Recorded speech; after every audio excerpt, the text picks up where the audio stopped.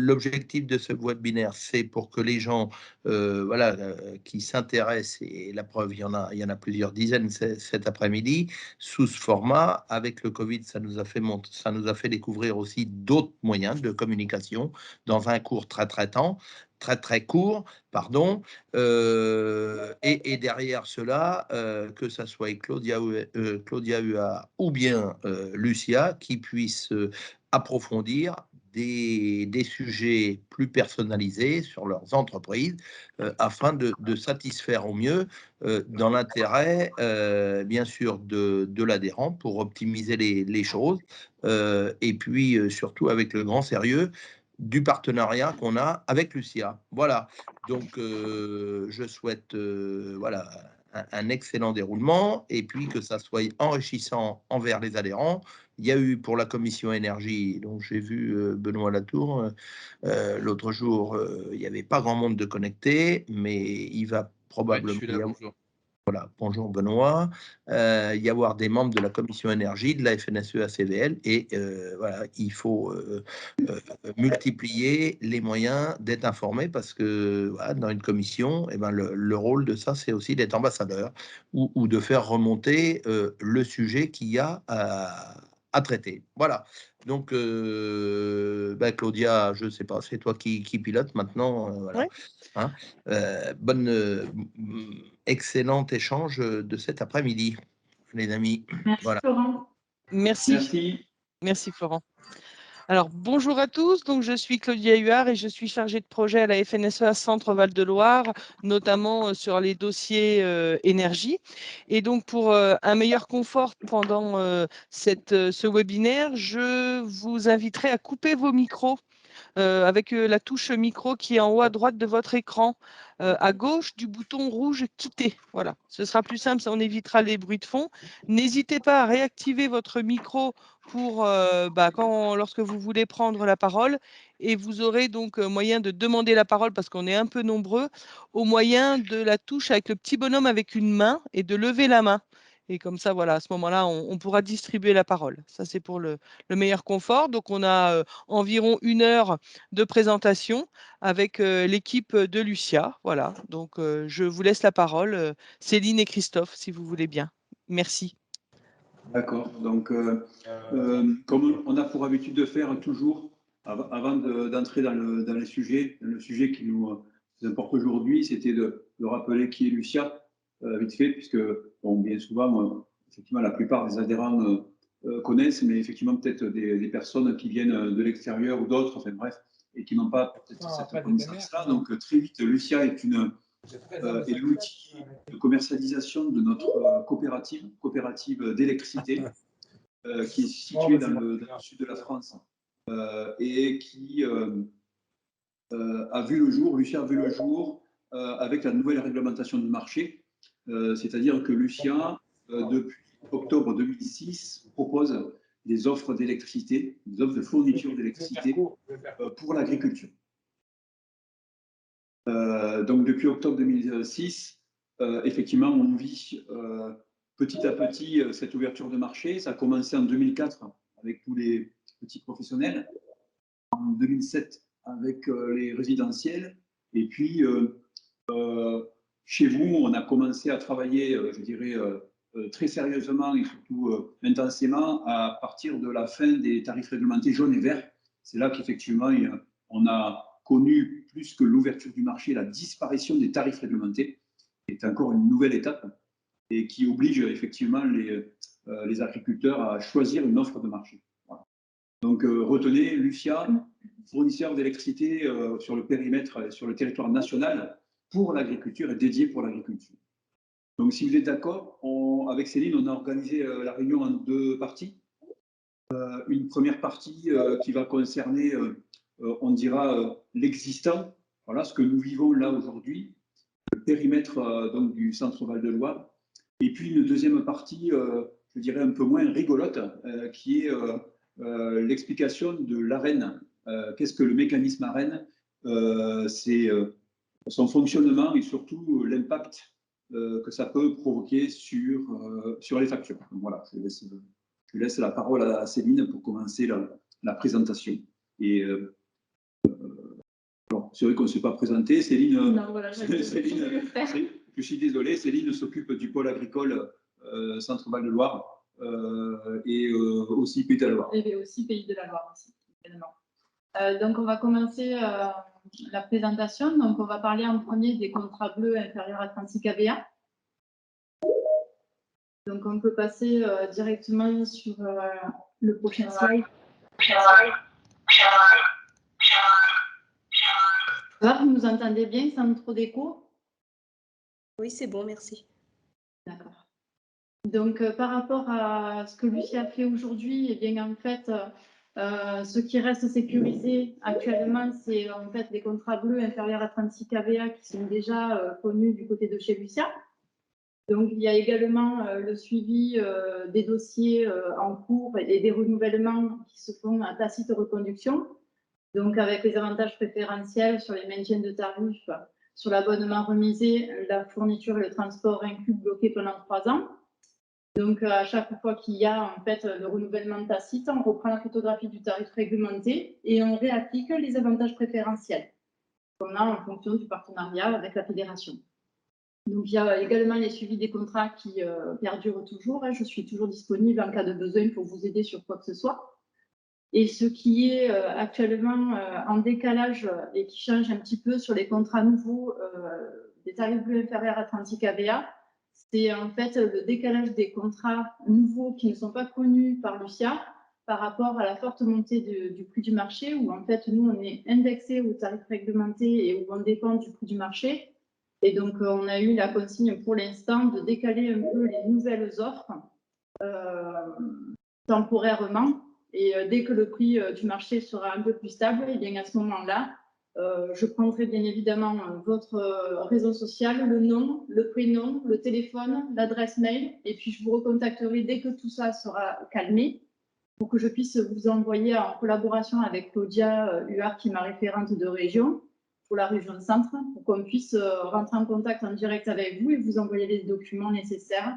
Et également des informations. Si vous voulez du détail, que vous avez quelques questions sur les contrats et que vous ne connaissez pas, c'est avec plaisir qu'on pourra répondre à vos interrogations, bien sûr. Hein. Donc, on peut passer à l'étape d'après. Si vous avez des questions? Non, c'est bon. Pas pour l'instant. Donc là, on va passer sur l'étape des autres profils que nous gérons, donc des contrats supérieurs à 36 kVA. Donc, on peut entamer le slide d'après. Où en fait, là, à l'heure d'aujourd'hui, nous continuons à avoir la sécurité des offres qu'on peut avoir en signature du côté de chez Lucia, que ce soit pour les contrats nouveaux comme pour les reconductions.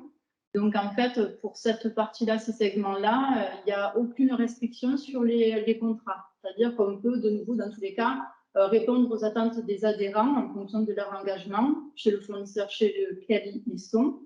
Je peux les orienter, moi, pour les dénonciations. Je prépare en amont tous les courriers, les mails pour qu'ils soient sécurisés, tranquilles et sereins pour tenir leur engagement.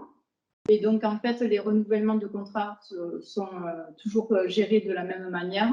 Et les études, les démarches techniques sont gérées également pareil. Donc, en fonction de votre besoin d'interrogation, je reste disponible pour répondre à tout ça. Donc, dans tous les cas, ce qu'il en découle, le résultat, c'est qu'en fait, pour l'instant, sur les contrats jaunes et verts, même si le marché a fortement augmenté, eh bien, on est en capacité de pouvoir répondre à vos attentes. On peut passer. Est-ce que vous avez des questions peut-être sur cette partie? Vous me le dites si je vais trop vite. Donc là, on va parler des prix aujourd'hui. On peut passer au slide d'après.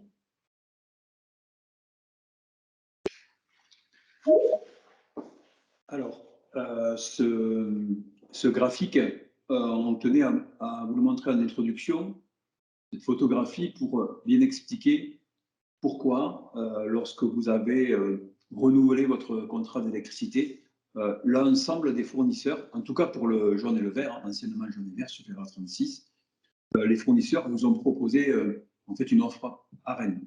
Peut-être que ce mot ne disait pas grand-chose, vous ne disiez pas grand-chose, mais justement, comment expliquer ça?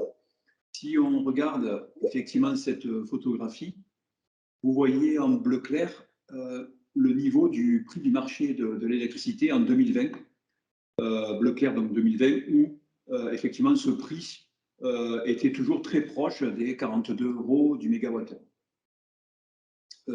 Contrairement en 2021, et on voit effectivement l'explosion du prix du marché 2021, où on voit qu'à partir de l'été 2021, les prix ont grimpé très vite. Et on a, je dirais, volontairement pris la photo fin octobre pour bien vous montrer les écarts entre 2020 et 2021, qui est de l'ordre de 120 €, voire même plus, sur les périodes décembre et janvier aussi. Donc, cette photo-là, elle est simplement pour vous dire, voilà pourquoi l'ensemble des fournisseurs vous ont emmené vers une offre ARENH, et on le comprend très vite. ARENH, ça veut dire un prix donc à 42 €, on va vous l'expliquer juste après, mais effectivement, il faut comparer l'ARENH comme une sorte de plafond de verre, une sorte de sécurité. Le slide suivant, alors on va rentrer dans le détail. Qu'est-ce que, en fait, ce mécanisme, ce fameux mécanisme ARENH, qui est en fait un accès à l'électricité nucléaire historique française. Donc sur le slide suivant, voilà. L'ARENH, c'est un dispositif qui permet à tous les fournisseurs de pouvoir proposer, on dira, un prix attractif. Pour parler d'ARENH, donc cet accès au nucléaire français, il faut remonter à la loi nommée de décembre 2010. Et que disait cette loi? Cette loi nommée, donc nommée, c'est la nouvelle organisation du marché de l'électricité. Cette loi nommée, il y avait 3 grands sujets. Un premier grand sujet qui était ce qu'on appelle la réversibilité, c'est-à-dire que les gens pouvaient sortir du tarif réglementé, mais pouvaient aussi y revenir. Alors, c'est de moins en moins vrai parce que ce tarif réglementé disparaît au fil des années. La loi nommée, c'est aussi le marché de capacité. Ça, c'est quelque chose que vous connaissez déjà dans vos factures d'électricité, que vous voyez apparaître dans vos factures d'électricité. S'il y avait à synthétiser et à expliquer ce que c'est que le marché de capacité, c'est comment trouver les moyens financiers pour financer des moyens de production en France. C'est ça. Ça date de 2017. Et enfin, l'ARENH. L'ARENH, donc, ce fameux dispositif qui est prévu pour faciliter, stimuler l'ouverture du marché en France. Voilà. Donc, voyez ce volume d'électricité ARENH, non pas comme quelque chose d'infini, hein, mais effectivement, une sorte de, voyez ça comme un réservoir où vous avez un volume disponible de 100 TWh, c'est-à-dire 100 milliards de kilowattheures, un volume disponible pour l'ensemble des fournisseurs en France. Voilà. Et ce volume est à partager entre tous les fournisseurs et bien sûr toutes les demandes. Et ces demandes se font chaque fin d'année, au mi-novembre, auprès de la CRE, qui est donc la Commission de régulation de l'énergie. Pour faire simple, Lucia, chaque fin d'année, chaque mois de novembre, fait sa commande ARENH auprès de la CRE et avec son prévisionnel pour l'année suivante. Donc, les points importants, c'est le prix, 42 €. Et le point important, c'est que ce n'est pas un volume infini, c'est un volume bien défini qui est de 100 TWh. Maintenant qu'on sait ce que c'est l'ARENH, on explique ce que c'est qu'un droit ARENH. Alors, il faut bien imaginer que chaque exploitant agricole, chaque site a un droit ARENH qui lui est propre. Alors, qu'est-ce que ça veut dire? Ça veut dire que ce volume d'électricité à un prix très attractif, hop, on est parti là.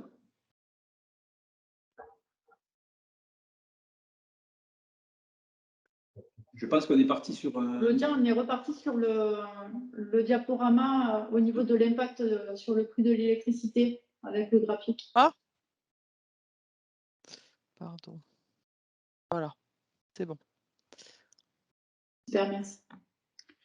Donc en fait, ce droit ARENH est effectivement calculé site par site en fonction, alors non pas d'un volume ou autre chose, mais surtout en fonction de la manière dont consomme l'exploitant agricole. Comment c'est calculé? Alors, pour faire le plus simplement du monde, on calcule une sorte de puissance moyenne de faible demande, c'est-à-dire des heures creuses, en gros. C'est-à-dire les mois de juillet et mois de août, avril, mai, juin et septembre, octobre. Les week-ends, samedi, dimanche et les jours fériés. On calcule une puissance moyenne sur ces périodes-là et on en déduit une puissance moyenne qui nous donne en fait une puissance Arène. Et c'est le petit graphique que vous avez sur votre droite où on voit, on simule une consommation d'un exploitant agricole, on indique une puissance Arène et on tire un trait. Tout ce qui est en dessous, tout ce qui est rayuré, c'est votre droit Arène, c'est-à-dire le volume auquel vous avez droit. Et donc un volume qui est calculé au prix de 42 €. Tout ce qui est au-dessus, en grisé, c'est un volume marché, et ce volume-là est effectivement calculé avec un prix marché. Donc, quand on dit que vous avez une offre Arène, c'est la combinaison de ces deux prix. La combinaison de votre volume Arène, au droit, et puis ce petit bout de marché qui reste.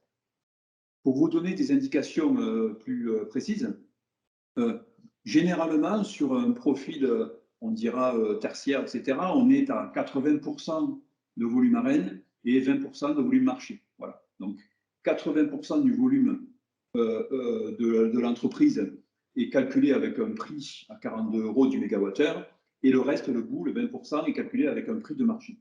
Donc, effectivement, quand vous avez un marché à plus de 200 € du mégawattheure, vous comprenez bien évidemment voilà, les bienfaits de ce genre d'offre qui fait que, effectivement, ça tire les prix vers le bas. Avec un inconvénient, c'est effectivement si demain une réglementation ou s'il y a une évolution réglementaire qui devra être appliquée. En gros, nous, on aime bien dire, hein, une offre marché est un prix qui est figé, bloqué. Une offre Arène est un prix, certes, très attractif, mais qui peut être amené à évoluer en fonction des évolutions réglementaires. Donc, retenez bien, le droit Arène, c'est un droit par site en fonction de la manière dont on consomme. Alors, effectivement, les irrigants, c'est un exemple concret, ont un droit Arène important. Pourquoi? Parce que les irrigants consomment beaucoup en juillet, consomment beaucoup en août, en avril, enfin bref, sur les périodes estivales. La viticulture, c'est un petit peu pareil. La viticulture, dans nos régions, c'est comme l'irrigation, mais on est un petit peu plus décalé. Un éleveur, l'élevage, lui, il est beaucoup plus régulier dans l'année. L'éleveur laitier, effectivement, est beaucoup plus régulier, donc avec des consommations et un droit Arène qui est beaucoup plus bas. Voilà. Donc, voyez ce droit Arène comme quelque chose de très...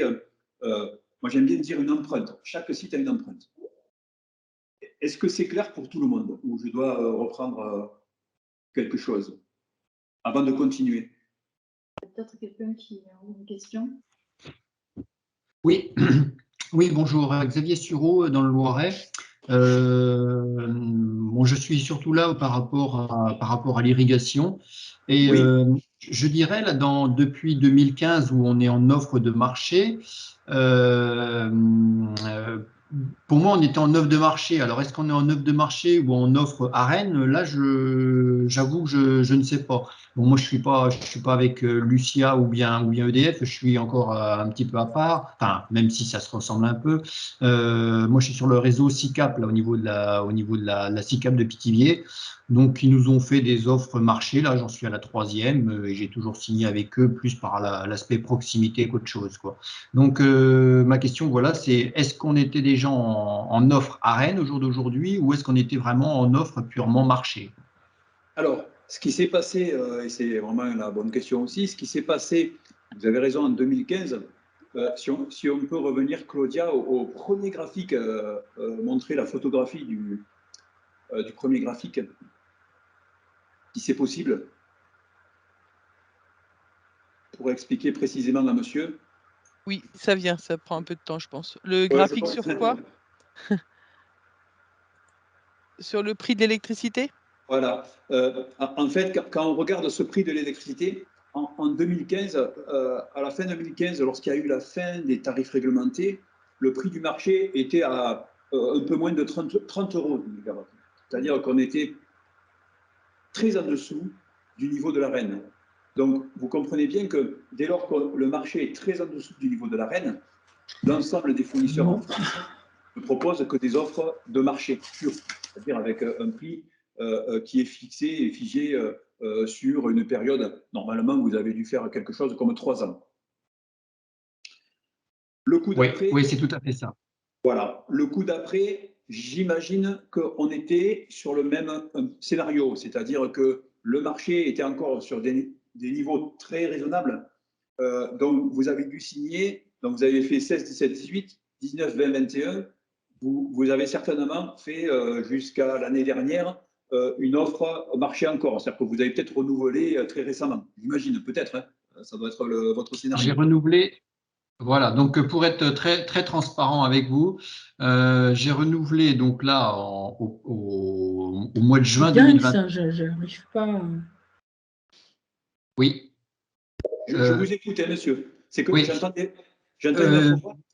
Oui, donc là, j'ai renouvelé en juin 2021, mais là, pour l'instant, j'ai renouvelé. Enfin, ils m'ont proposé que pour 1 an, parce qu'il n'y avait pas trop de visibilité. Donc là, on n'a fait qu'un renouvellement d'1 an. Donc pour 2022, ça va bien. Enfin, je suppose que ça va bien se passer. Je suis plutôt très inquiet pour 2023 et après, quoi. Oui, tout à fait. Alors, si j'ai sur une offre d'électricité, pour que ce soit très clair pour vous, la différence entre une offre AREN ou une offre marché, elle est bien indiquée sur l'offre, hein, sur vos conditions particulières. C'est marqué très, enfin, en tout cas, chez Lucia, en toute transparence, c'est bien marqué que c'est une offre AREN qui peut être amenée effectivement à évoluer en fonction de la réglementation. Et une offre marché est indiquée aussi clairement. Là où je vous rejoins, c'est que dans votre cas, monsieur, et bon, c'est votre cas personnel, mais il faut vraiment anticiper les choses et certainement pas attendre avant de s'intéresser au sujet et certainement de ne pas attendre le dernier moment pour pouvoir effectivement simuler, estimer un coût sur les prochaines années. L'erreur qu'ont fait certains, c'est, et on a pu en voir, hein, on a eu quelques cas comme ça, c'est effectivement d'attendre vraiment la dernière minute pour pouvoir s'engager et du coup, subir plutôt que effectivement réfléchir ou optimiser, quoi. Voilà. Et vous avez raison de vous y intéresser. Mais dans votre cas, je pense que vous avez signé une première fois marché, une deuxième fois marché, une troisième fois sur une très courte durée pour limiter la casse, on dira. Et là, vous allez repartir effectivement avec, et moi je vous conseille, d'anticiper les choses et peut-être de demander, une sorte de veille de marché pour pouvoir simuler votre profil, vos consommations et avoir un prix. Déjà, rien que le fait d'avoir quelques simulations à quelques mois près, donc, par exemple, au bout de 6 mois, si là vous avez fait 1 an, vous pouvez faire au bout de 3 mois, j'ai demandé une photographie. 3 mois plus tard, je vais en redemander une autre, voir un petit peu la tendance du moment concernant votre propre profil à vous. Et donc, en fait, ça vous permettra de voir en disant, bon, j'ai bien fait de me sécuriser jusqu'à présent comme je suis. Et si des fois le prix du marché baisse et que ça va dans votre sens par rapport à ça, il faudra être très réactif sur le verrouillage des tarifs parce que ça fluctue vraiment tous les jours. Et ça peut être vraiment très important au niveau des différences sur le prix du marché qui peut s'enflammer du jour au lendemain comme se stabiliser et être régulier et linéaire en ayant très peu d'écart par jour. Ok. Est-ce qu'il y aurait peut-être d'autres questions par rapport à ça?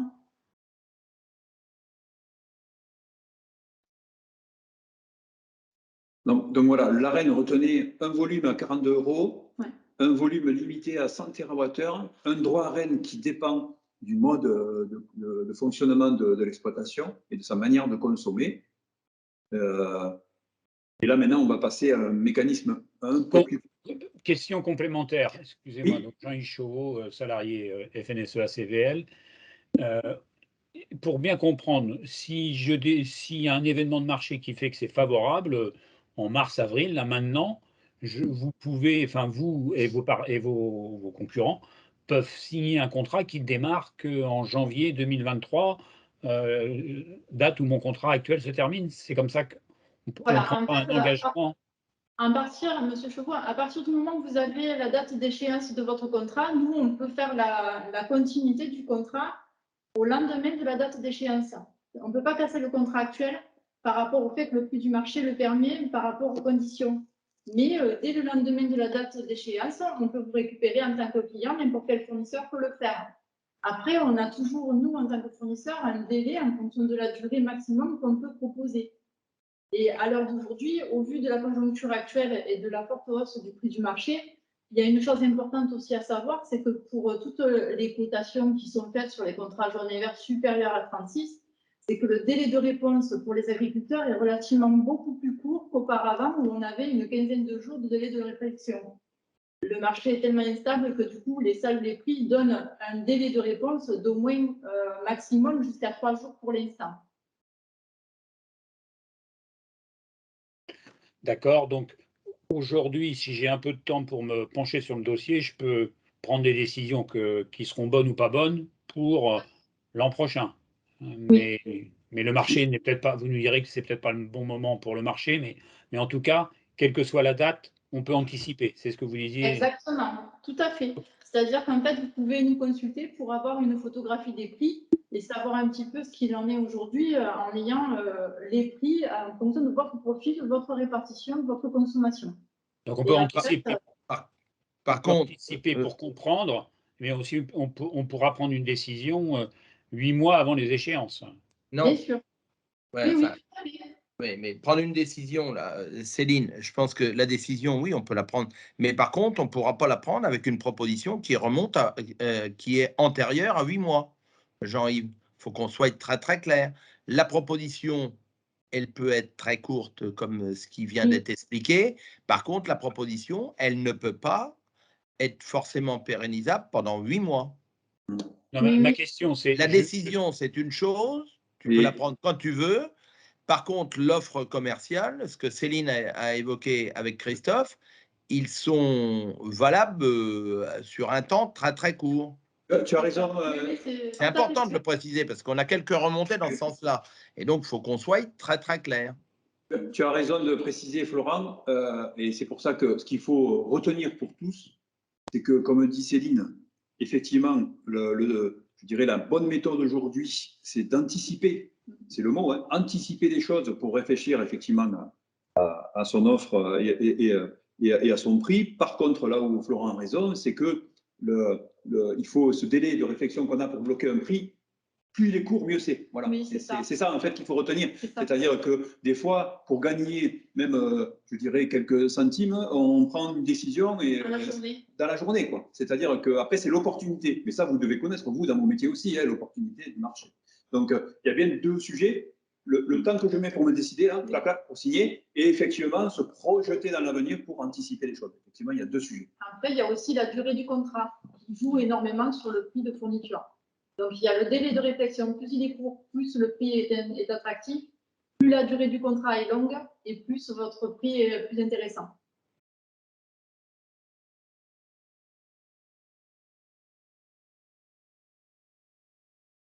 Donc là, on passe à un sujet qui se complique un petit peu.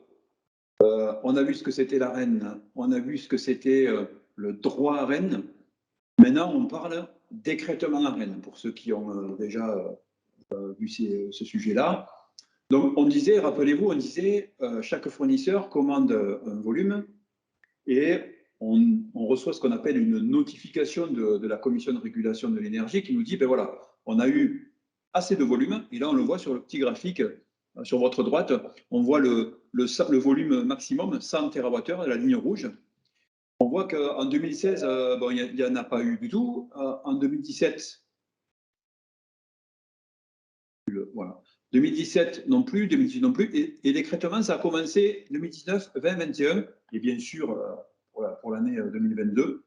Pour l'année 2022, on a atteint les 160 TWh, donc on a dépassé largement le volume disponible. Donc, l'écrêtement, retenez qu'un écrêtement AREN, c'est quoi?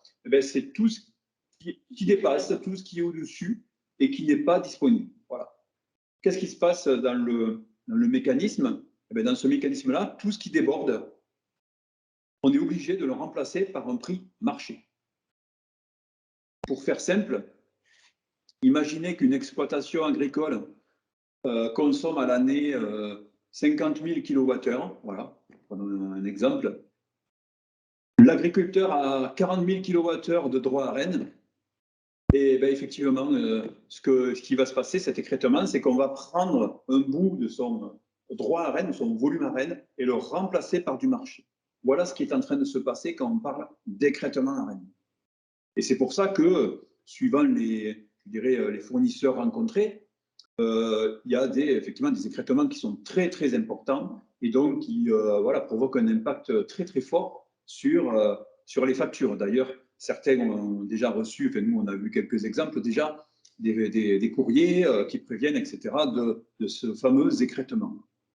Donc, un écrêtement, c'est ça, c'est un volume non disponible qui a été dépassé et effectivement, après, redistribué, et donc qui doit être remplacé par du volume marché.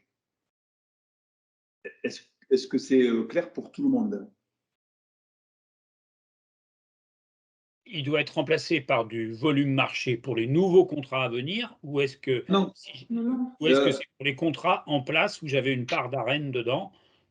C'est ça. Alors, l'explication, c'est que lorsque l'ensemble des fournisseurs font une commande à Rennes, ils font une commande à Rennes à l'année N pour N plus 1. C'est-à-dire, c'est un prévisionnel pour l'année qui vient. Donc, pour vous donner un exemple concret, Lucia a fait son prévisionnel en fin d'année dernière, en novembre, le 15 novembre. On a fait notre commande à Rennes sur le portail de la Creux pour l'année 2022. C'est pour l'année N plus 1. Donc, ce calcul-là, on a des contrats existants à Rennes, bien évidemment. Et lorsqu'on fait cette projection, cette règle va être appliquée cette année sur les profils et les gens qui ont signé des offres à Rennes.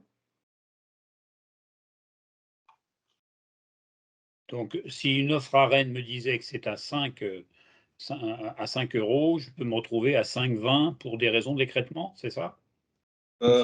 Voire même beaucoup plus. Nous, on a vu des cas, et on va en parler juste après. On a pris des cas d'école, hein, des cas concrets, et on va vous montrer effectivement les impacts qu'il peut y avoir sur ces offres à Rennes. Mais j'ai une question, là, Éric Maison, en Eure-et-Loire. Mais à ce moment-là, vous, si j'ai bien compris, pour 2022, vous avez déjà votre niveau d'Arène. Et si jamais vous prenez plus de clients, vous allez le dépasser plus rapidement? Alors, là, on va rentrer dans les règles du mécanisme. Et effectivement, ce mécanisme, il y a des règles. C'est-à-dire que, bien évidemment, le jeu est d'avoir son prévisionnel le plus précis possible. Alors, vous avez raison, soit vous êtes en retard et vous avez du volume à Rennes trop disponible, ou inversement. Alors, c'est vrai que dès qu'on parle avec l'agriculture, ça se complique un peu plus parce que, effectivement, et je sais de quoi je parle, faire un prévisionnel de consommation avec un irrigant, c'est très compliqué. Une année, vous consommez 10, une année, vous consommez 1000. Une année, voilà. La viticulture, c'est pareil. Et dans tous les secteurs, c'est toujours très compliqué.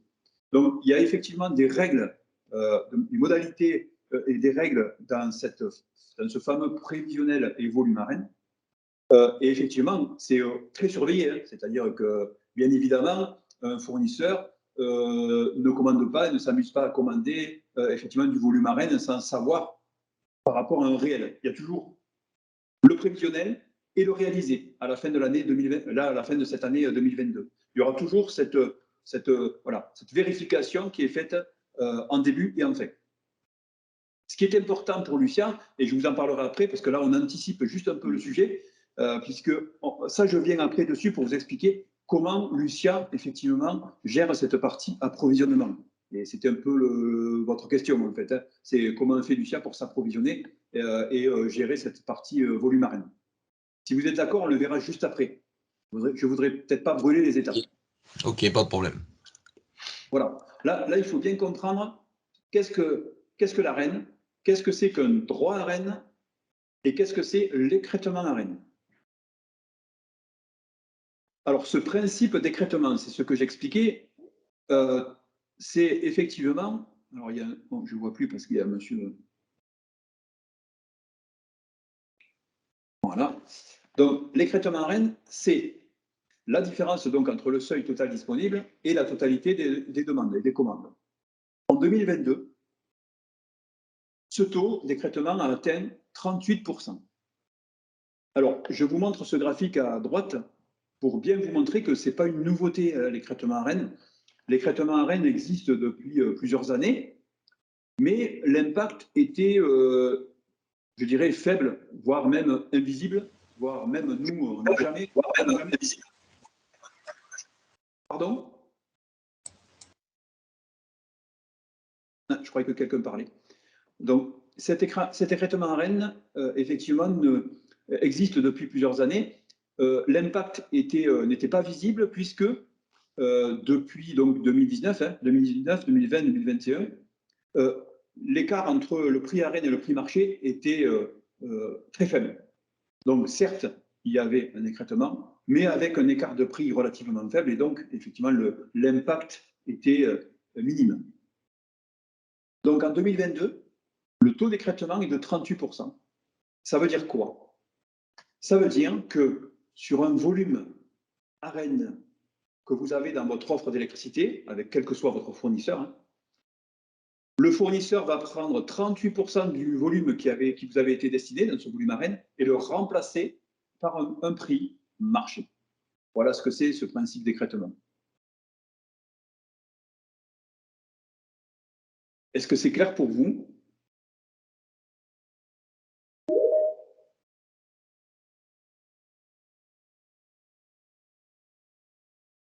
Donc, il y a effectivement des mesures engagées par le gouvernement. On a reçu une première validation, un premier arrêté ministériel concernant la TICFE, la CSPE.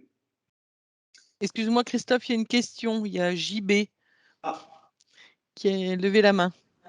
Jean-Baptiste Bourdelot, bonjour, Eure-et-Loir. Oui. Si je comprends bien, l'écrêtement se fait sur la base des 100 tonnes water ou 100 millions, enfin je ne connais pas exactement le montant. Oui. Ça veut dire que ça, c'est la capacité à fournir de l'électricité et au-delà, c'est parce qu'il y a une capacité, une demande supérieure. C'est ça, c'est-à-dire que tout ce qui va dépasser, tout ce qui déborde, alors bien sûr, ça va être redistribué au prorata de chaque commande et chaque fournisseur, mais je vous donne un exemple pour Lucia. Imaginons, Lucia dit je commande 50 d'Arène. La Creux nous notifie, nous renvoie une réponse, il nous dit ben voilà, cher fournisseur Lucia, on ne peut pas vous donner 50, on ne peut vous donner que 40. Donc les 10 qui manquent, il faudra effectivement le répercuter en prix marché, le récupérer en prix marché. Donc ça, c'est lié à un problème d'anticipation de la fourniture d'électricité? Non, c'est lié surtout à la fluctuation du marché, c'est-à-dire que, rappelez-vous, je ne sais pas si vous étiez au tout début de la réunion. Je suis arrivé un petit peu en retard, je m'excuse. Voilà, c'est peut-être pour ça que vous posez la question. Au tout début de la réunion, on expliquait que ce prix à Rennes, ce niveau à Rennes, est une sorte de plafond de sécurité, c'est-à-dire que dès que le marché part à la hausse, très fort à la hausse, on se réfugie et l'ensemble des fournisseurs se réfugient sur ce prix qui est un prix réglementé, d'ailleurs on peut appeler ça un tarif réglementé, à 42 €. Sauf que, comme je disais au tout début de l'entretien, ce volume-là n'est pas infini. Effectivement, la loi nommée, la loi de la nouvelle organisation du marché de l'électricité, indiquait qu'on donnait un volume de 100 TWh et pas plus. Pas plus. Ok, merci. Effectivement, tout ce qui déborde, l'ensemble, je dis bien l'ensemble des fournisseurs ont l'obligation d'aller se répercuter et prendre un volume marché pour combler le manque. Voilà, c'est tout. Merci. Je vous en prie. Donc, on était en train de dire que le gouvernement prévoit, et on a reçu un premier arrêté ministériel concernant la taxe TICFE ou CSPE, chacun dit à sa façon, et qui sera ramené à son plus bas niveau, c'est-à-dire entre 0,5 et 1 € du mégawattheure. C'est-à-dire qu'actuellement, vous, irrigants ou autres, même éleveurs, etc., payez plus de 22 € du mégawattheure à partir du 1er février, donc ce mois-ci déjà, cette taxe va être supprimée.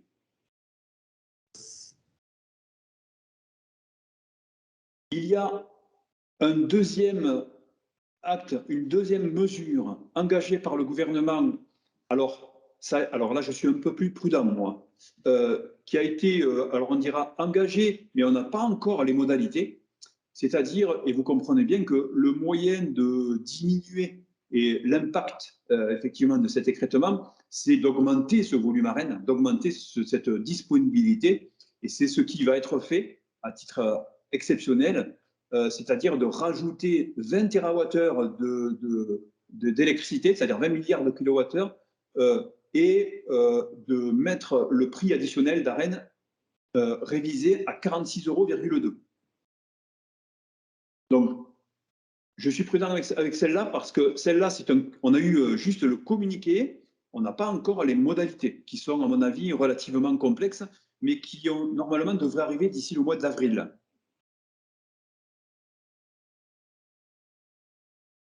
Donc, la première bonne nouvelle, je dirais, pour vous, là, c'est que la taxe TICFE disparaît et ce n'est pas une paille. Hein, on est en train de parler de plus de 20 € du mégawattheure. Hein.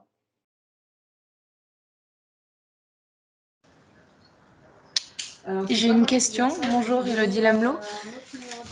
Comment ça se passe pour les unités agricoles où il y a donc des méthanisations et où la taxe SPE était déjà supprimée de par le fait que ce soit une exonération liée à la méthanisation? Est-ce qu'il y a un autre volet de prévu pour ces unités-là ou pas?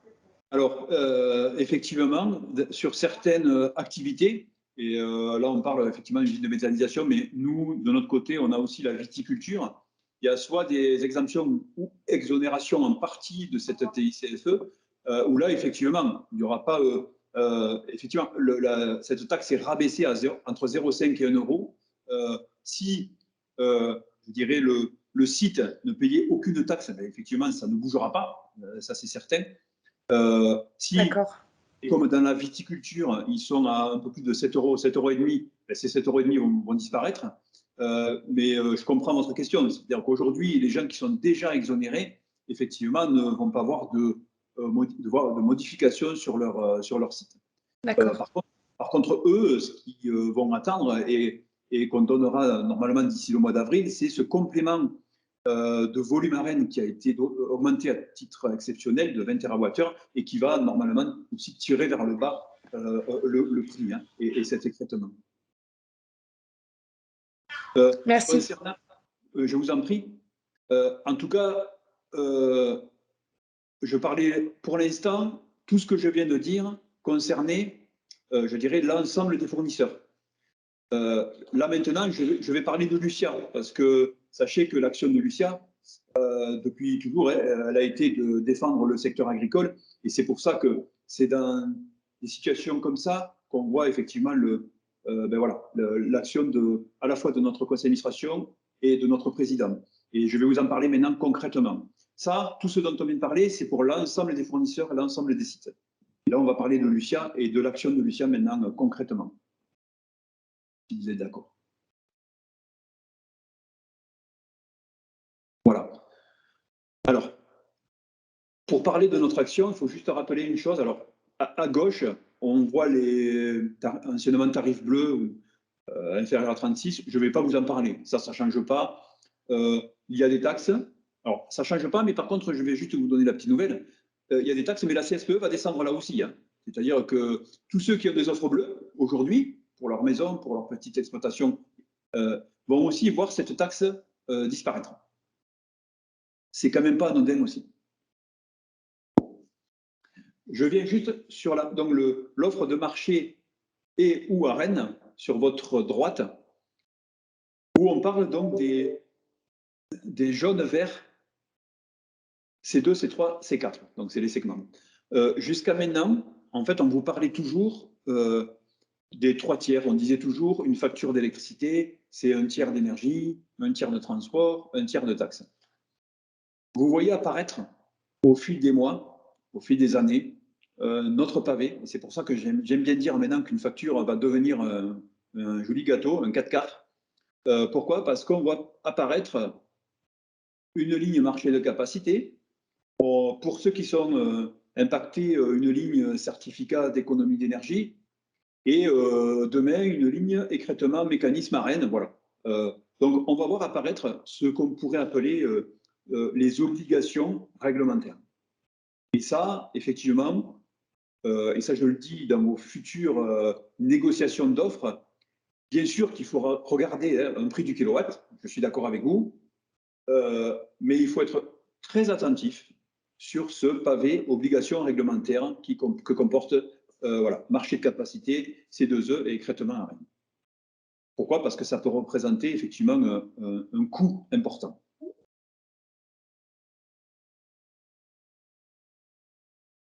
Si vous n'avez pas de questions, je peux passer à l'autre slide.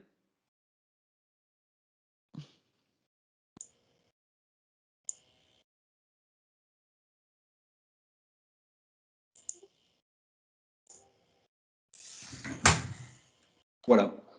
Donc, là, on arrive à l'action propre à Lucia, concrète à Lucia, et les décisions qui ont été prises en interne. Pardon Christophe, il y a une question. Monsieur Jean-Philippe Ballot a levé la main. Vous écoutez. Si vous voulez réactiver votre micro, monsieur Ballot. Excusez-moi. C'est bon. Lorsque je regarde ma facture EDF, je constate que comment dirais-je, la tarification et les taxes pour le transport, c'est pour l'ensemble des fournisseurs. Donc, dans notre situation, on ne peut jouer que sur l'achat du kilowatt pour baisser la facture. Tout le reste, c'est le même tarif, que ce soit Lucia ou autre. Alors, là où vous avez raison, c'est que sur une offre de marché, vous avez du transport qui relève du gestionnaire de réseau. Vous avez raison, qui est Enedis, si vous êtes sur le secteur Enedis.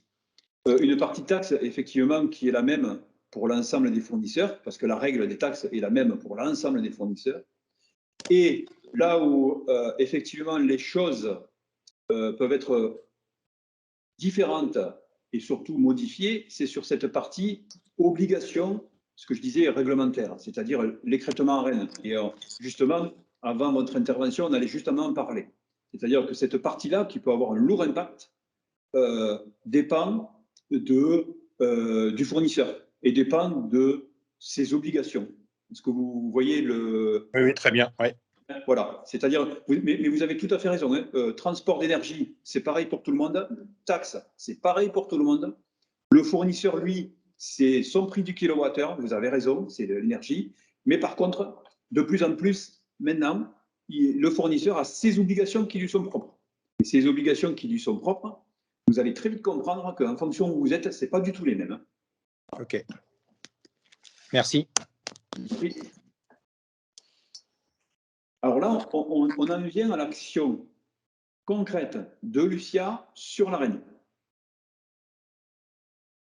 On part de la gauche. Alors, on a voulu vous montrer ça le plus simplement du monde. Hein. Sur la gauche est représentée votre offre d'électricité. Et comme je vous le disais, en tout cas, quand vous avez signé, bien sûr, une offre AREN. Hein.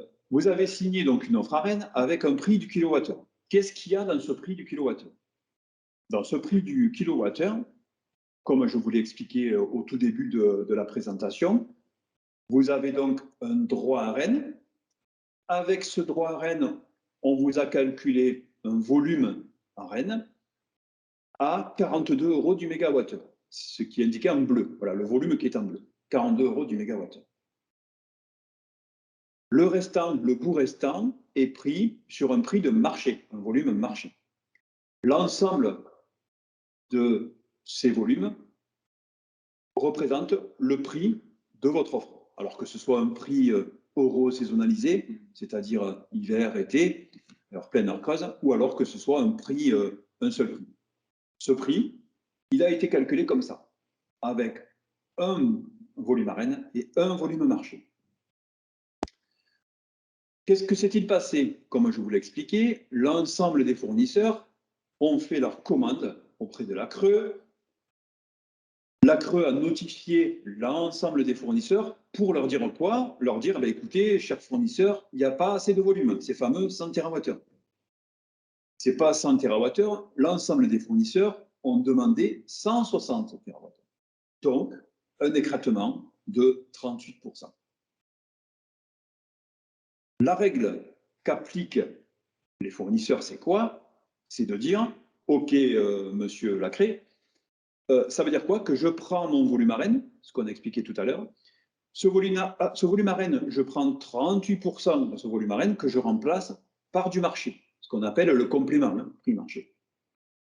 Donc, dans votre nouveau calcul de prix, vous allez vous retrouver avec un volume ARENE qui a diminué de 38%, un volume marché qui, lui, n'a pas bougé depuis le début, en orangé, et effectivement, ce complément prix marché qui a été validé, je dirais malheureusement, juste après cette notification, c'est-à-dire en décembre.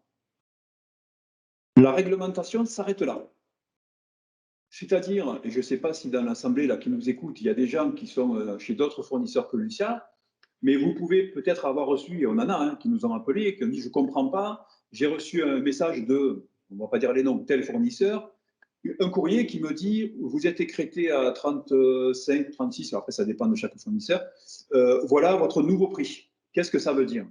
Ben, c'est ça, ça veut dire ça. C'est-à-dire qu'on lui a pris un morceau de son volume ARENE à 40 € pour le remplacer par un complément de prix marché. Si on continue le raisonnement, et là on voit sur votre droite l'action de Lucia, nous en interne, le conseil d'administration et surtout notre président a décidé de prendre en charge 80% de ce complément de prix. Ça veut dire quoi? Que au centre, là, le graphique que vous voyez au centre, le complément de prix marché qui avait été rajouté, Lucia prend en sa charge 80%. Ça veut dire qu'il va rester le petit bout que vous voyez sur votre à l'extrême droite du slide, où on voit ce reste de complément de prix. Donc, c'est une action qui n'est pas anodine, négligeable, quand on voit ce que ça peut représenter effectivement un impact financier très fort, très important, et je vous expliquerai comment c'est possible. Est-ce que sur cette logique, ce mécanisme et ce fonctionnement-là, vous avez des questions? Peut-être M. Ballot, parce que je vois la main levée. Non, elle est restée de tout à l'heure, je pense. D'accord. Je ne sais pas comment on l'arrête. Il faut recliquer sur la main dans la Ok. barre d'outils. Jean-Yves, tu as une question? Le complément de prix de marché, il a été déterminé au même moment en pratique par tous les faiseurs en marché, puisque la décision, c'était comment ce complément de prix marché en orange, est-ce qu'il est variable? Enfin, oui. Je ne parle pas en volume, mais le prix de marché qui était retenu, est-ce qu'il était à 6 au lieu du 4 et quelques? Comment il s'est déterminé le prix de marché pour chacun des opérateurs? Alors, je vais vous expliquer très précisément comment ça fonctionne. Pour reprendre juste depuis le début, lorsque l'ensemble des fournisseurs font leur commande ARENE, et ils font donc, on est d'accord, leur prévisionnel de volume pour l'année suivante, on reçoit une notification de la CRE qui nous dit il n'y en a pas assez. Et dès lors qu'on a cette valeur d'écrêtement et cette affirmation qu'il n'y en a pas assez, tous les fournisseurs ont jusqu'au 26. Je ne sais pas s'il y a un truc qui sonne, je n'entends plus. Tous les fournisseurs ont, pour le mois de décembre, jusqu'au 26 décembre exactement, pour racheter ce qu'il manque en complément de prix. D'accord. Et cette période de rachat a eu un impact sur les marchés, a augmenté les marchés à l'époque ou... Alors, pour vous donner un ordre d'idée, parce que je commence à avoir des chiffres en tête, la plupart de ces compléments de prix varient entre 190 € et 210 € du mégawattheure. C'est quand même pas anodin. Hein. Quand vous remplacez 42 € par 190 €, ça a un impact. Ça a un impact. Et effectivement, le prix variait tous les jours. C'est malheureusement tombé sur une période où effectivement on a eu une fluctuation, ce qu'on appelle une tempête de marché, hein, c'est-à-dire d'avoir l'obligation de se refournir, je dirais, sur cette période-là. Pour certains fournisseurs, ça a été assez compliqué et critique. Et surtout d'appliquer ça après à leurs clients, vous imaginez. Quand quelqu'un doit remplacer, je dirais, la moitié de son volume par un volume à 150 € du mégawattheure. D'ailleurs, on a eu des exemples, nous, hein, des gens qui nous ont appelés ici, dans les céréales, et le gars, il avait une offre à Rennes, et il est passé de 40 € du mégawattheure, son prix d'offre signé, à 150 €. Voilà. Si, je rappelle, hein, si on arrête la règle à ce que je viens de vous montrer, c'est sur le graphique, hein, à l'obligation réglementaire, l'écrêtement à 38%, ça fait des dégâts. Ça fait des dégâts. Donc c'est pour ça, retenez, vous, client Lucien, moi, mon message, hein, c'est de vous rassurer. Et je vais continuer à vous rassurer avec ce qui va arriver après. Vous rassurer sur la prise en charge de 80% de ce complément, et je vous dis, ce n'est pas une paille, hein, et je vous expliquerai comment c'est possible. Donc ça, c'est sûr, c'est certain, ça a été validé en interne. Et effectivement, avec, je dirais, les mesures gouvernementales, c'est-à-dire la suppression de cette CSPE, TICFE, et les 20 TWh rajoutés à partir du mois d'avril pour augmenter ce volume à Rennes, je puis vous affirmer que l'impact, et ça c'est important, l'impact sur l'ensemble du parc du centre Val-de-Loire va être soit nul, soit infime, voire même certains vont grappiller quelques euros du mégawattheure. C'est quand même à signaler. Voilà. Donc moi, le message que j'ai de mon président, voilà, c'est de vous rassurer sur ça. Alors, effectivement, je ne pourrais pas prendre tous les exemples, parce que, rappelez-vous, hein, le droit à Rennes est un droit au cas par cas. Donc, effectivement, on pourra avoir quelqu'un qui a effectivement un résultat un peu plus négatif, un autre, etc. Donc, on a pris un exemple, même deux. Le cas de quelqu'un qui voilà, ne consomme pas en hiver et qui consomme l'été. Sur la première ligne, on voit ça. Il y a un message qui est apparu. Sur la première ligne, on voit donc le prix que l'agriculteur a signé. On voit son prix unique pour information, pour indication, qui est de 26 €, un peu plus de 26 €. Ah, on est passé sur le second exemple. Voilà, on revient sur le premier. Après écrêtement, c'est-à-dire lorsqu'on applique la règle, cette fameuse règle d'écrêtement de la Creux, l'impact est de plus de 7 000 € sur l'année, avec un prix qui passe de 26 €, un peu plus de 26 € à 115 € du mégawatt. On a mis volontairement la prise en charge de 80% de cet écrêtement par Lucien, donc on retombe à un impact non plus de 7 000 €, plus de 7 000 €, mais 1 400 €. Donc on retombe à 44 €, un peu plus de 44 € du mégawattheure. Mais avec cette minoration de la CSPE, c'est-à-dire la suppression de cette taxe, on retombe sur nos pattes. Voilà.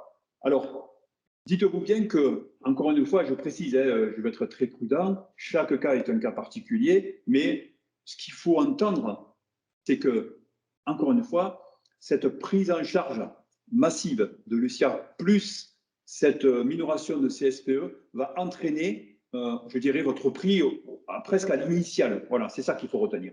Voire même mieux, et vous voyez ce cas-là, c'est un vrai cas, ça, hein, c'est un cas qui existe. On n'a pas mis le nom, hein, on n'a pas mis. Mais voilà, ce gars-là, il va gagner 4 € du mégawattheure. C'est assez étonnant quand aujourd'hui on entend parler de factures qui doublent, factures qui triplent, etc. Et avec ce mécanisme-là qu'on met en place, ce client-là, ben, lui, il va récupérer ses billets. Il va y avoir aucun impact. Il faut retenir ça. Mais encore une fois, il peut y avoir des cas où effectivement il y aura un petit impact, mais en tout cas, rien à voir avec ce que vous pouvez voir là, quelqu'un qui passe de 26 € à plus de 115 €, quoi. On ne le verra pas. On ne le verra pas. On a pris un deuxième exemple d'un profil qui consommait, lui, par contre, un peu toute l'année. Un agriculteur qui a une consommation, voilà, en hiver, en été. Alors, on prend le même déroulé. Il a assigné un prix unique. Enfin, un prix unique. Il a assigné un prix. On a déduit, pour information, un prix moyen à 39 €, un peu plus de 39 €. Là, pareil. Alors, vous voyez que dès qu'on consomme, l'impact est énorme. Hein. L'impact après écrêtement est de 47 000 € pour cet exploitant agricole. Pourquoi? Parce qu'il passe de 39 € du mégawattheure à 113. La remise de Lucia, après la remise de Lucia, cet impact, donc la reprise en charge des 80%, passe de 47 000 € à 9 000 €. Donc déjà, l'impact qui a complètement fondu. On passe donc de 39 € à 54 € du mégawattheure. Et là aussi, la minoration CSPE qui le fait retomber sur ses pattes, voire même mieux, puisque là, lui aussi, cet agriculteur va gagner un petit peu, sachant que, je précise, dans ce scénario, on n'a pas encore mis le scénario, vous savez, des 20 TWh qui vont être rajoutés, puisqu'on est prudent, c'est un scénario où on n'a pas encore les modalités, on n'en parle pas. On nous dit que ça va arriver, mais on est méfiant, toujours. Là, ce qu'on vous présente, c'est du sûr. Le sûr, c'est, encore une fois, la prise en charge de Lucia, et le sûr, c'est la suppression de cette CSPE sur l'année 2022. Pour être précis, 1er février 2022 à 1er février 2023, cette suppression de CSPE. Voilà les deux cas concrets qu'on voulait vous montrer, parce que montrer un cas concret, c'est mieux que la théorie. Et ça montre effectivement l'impact réel que ça représente sur une facture. Hein. Et surtout, voilà. Je crois qu'il y a quelqu'un qui a une question. Ah, tu vois. Il y a un monsieur qui lève la main. Bonjour, Alexia Jourdain de l'AFD. Bonjour, Alexia Jourdain de la FNSEA CVL. Donc, je débute sur l'électricité. Et est-ce que vous pourriez m'expliquer à quoi correspondent les prix d'offres 91,71, etc. et la relation avec ce qui est noté dans le tableau en dessous, 73,89 plus 39,28. Est-ce qu'il y a un lien entre les deux? J'arrive pas du tout à oui, faire bien sûr. Alors, je comprends que on a essayé de synthétiser et de le présenter le plus simplement du monde. Alors, mais c'est vrai que du coup, ça fait des raccourcis qui peut-être perturbent, quoi. Donc, la première ligne où vous voyez HPH, HCH, HPE, HCE, c'est la consommation du client. Oui. Voilà. Alors, c'est en kilowattheure. Hein. C'est vrai que... Oui. Voilà. Dessous, vous avez le prix correspondant négocié en euros par mégawattheure. Alors, pour les heures plein hiver, ça veut dire que l'exploitant agricole paiera 91 € pour 1000 kWh consommés. Voilà ce que ça veut dire. Pour la deuxième ligne, 62 € pour 1000 kg consommés. La troisième ligne, 42 € pour 1000 kg consommés. Et la dernière ligne, 7 € pour 1000 kg consommés. Vous remarquez que plus on va vers l'été, plus l'énergie est basse. Le prix de l'énergie est bas. Du coup, HPH, HCH, HPE, HCE, ça veut dire quoi? Alors, heure plein été, heure plein hiver, heure creuse hiver, heure plein été. Ok. En fait, c'est la répartition du créneau des heures pleines, heure creuse, hiver, été. L'hiver, c'est en fait de novembre à mars inclus, et l'été, c'est de avril à octobre inclus. D'accord. Donc, de ce prix d'approvisionnement, on dira, enfin, de prix négocié, on en déduit à titre indicatif un prix moyen pour l'exploitation. D'accord? Okay. Donc, dès lors qu'on a cette répartition de consommation, qu'on a un droit à REN de l'exploitant agricole, on peut en déduire donc un volume à REN. Et de ce volume à REN, effectivement, rappelez-vous la règle, on prend 38% de ce volume à REN et on lui applique un prix marché. Et on en déduit, bien évidemment, un impact après écrêtement. Voilà, c'est ce qui a été fait. Donc, cet impact écrêtement, c'est quoi? On a déduit donc un impact financier de un peu plus de 47 000 €. Vous voyez? Oui. Sur la consommation totale, si on fait un prix sur une consommation, on trouve effectivement des euros par mégawattheure, c'est-à-dire le fameux 73,89 quand vous demandiez l'explication.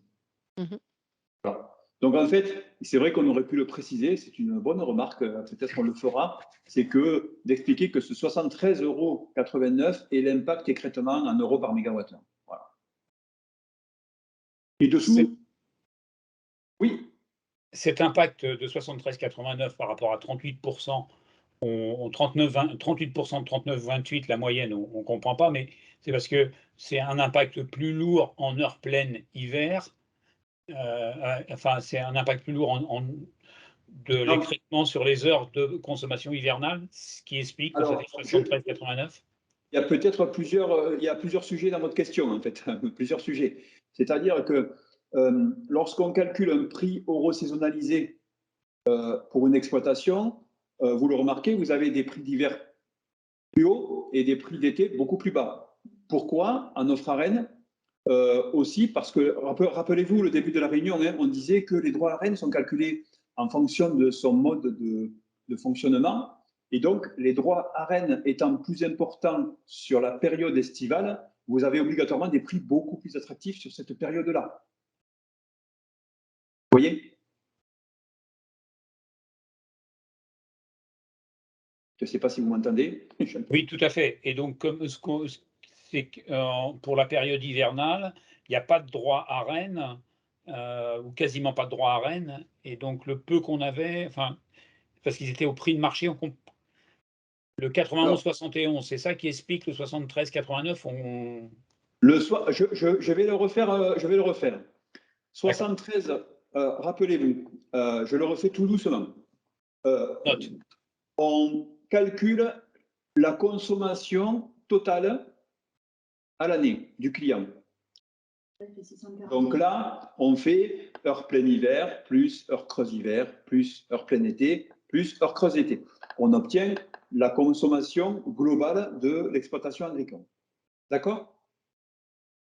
Une fois qu'on a fait ça, dessous, on a le prix correspondant par poste, c'est-à-dire 91,71 € en heure pleine hiver, 62,37 € en heure creuse hiver, etc.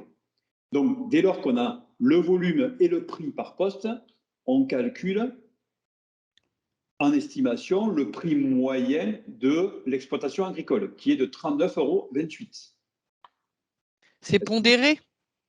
C'est-à-dire que c'est 91 € multiplié par 77 plus 62 fois 35 000. C'est ça. Oui, c'est pondéré, d'accord. Ensuite, du moment qu'on a le droit ARENH du client, le volume total du client, on en déduit donc son droit et son volume ARENH complet. Du moment qu'on a son volume ARENH complet, on prend donc ces fameux écrêtements, 38% de ce volume ARENH, vous êtes d'accord, ce qu'on a dit tout à l'heure, et on le remplace par un prix marché, ce fameux prix au mois de décembre, vous vous rappelez qu'on a parlé tout à l'heure. Et donc, on en déduit un impact en euros, de ce que ça peut représenter, c'est-à-dire, là, dans ce cas-là, un peu plus de 47 000 €. Pour traduire ça en euros par mégawattheure, c'est très simple. On divise ce montant, vous pouvez le faire, voilà, de ce montant d'impact par une consommation pour retomber sur vos pattes et pour retomber sur ce 73,89.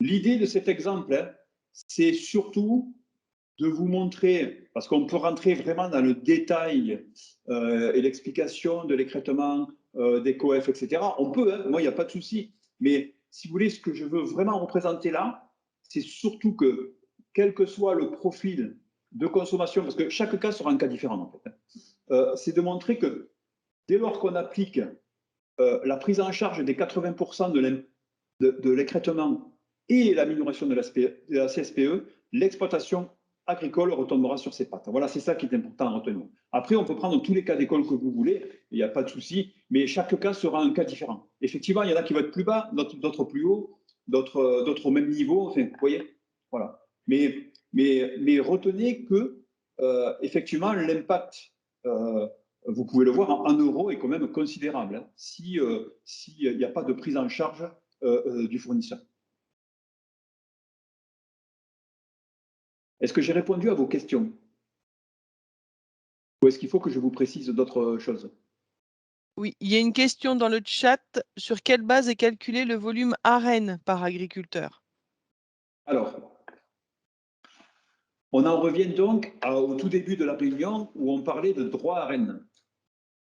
Donc, je vais le réexpliquer. Le droit AREN est calculé sur, on va être très précis, les puissances moyennes heures creuses du client. Qu'est-ce que c'est ces puissances moyennes heures creuses? Si on peut remonter, tu as raison Claudia, voilà, c'est là. Alors, ces puissances moyennes heures creuses sont les mois de juillet-août, tout ce qui est consommé en juillet-août, tout ce qui est consommé en heures creuses en avril, mai, juin et septembre-octobre. Et les week-ends, samedi, dimanche et les jours fériés. On calcule les puissances moyennes heures creuses de ces périodes-là et donc on en déduit une puissance unique du site, puissance moyenne unique de ces heures creuses. Ensuite, on lui applique ce qu'on appelle, nous, un coefficient de bouclage, mais ça, c'est la règle pour tous. Et on en déduit donc une puissance AREN qu'on va appliquer sur le site. Donc, oui, chaque site, en fonction de son mode de consommation, a une puissance AREN qui lui est propre. Et si on regarde le petit schéma sur votre droite, la puissance AREN se met sur l'axe des ordonnées. Là, on met notre puissance AREN et on voit que tout ce qui est quadrillé dessous, c'est un droit AREN, c'est du volume AREN. Et tout ce qui est au-dessus, c'est du volume marché. Voilà.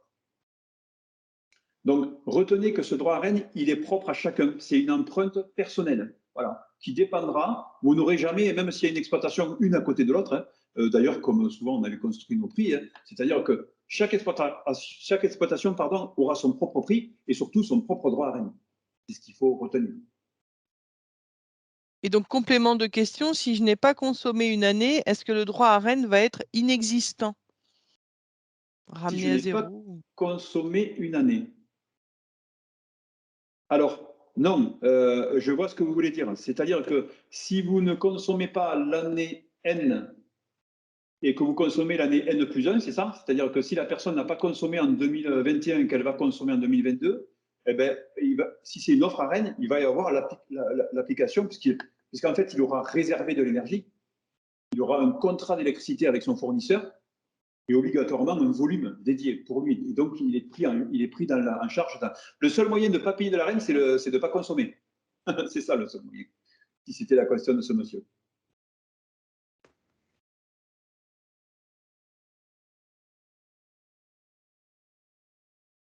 Y aurait-il d'autres questions sur ce sujet? Alors, oui, Monsieur Lauré a une question. Vous avez levé la main. Allez-y. Ah, il faut rallumer votre micro. J'ai pas bien compris la réponse à la question. Le droit AREN, il est calculé sur quelle année alors? Si effectivement en 2021 je n'ai pas irrigué, en 2022 mon droit AREN il sera de combien? Il sera basé sur les années précédentes ou? Alors exactement. Là, ce que vous parlez donc de cas très particuliers. Alors sachez que quand on va revenir sur la méthodologie de calcul de prix pour une exploitation agricole.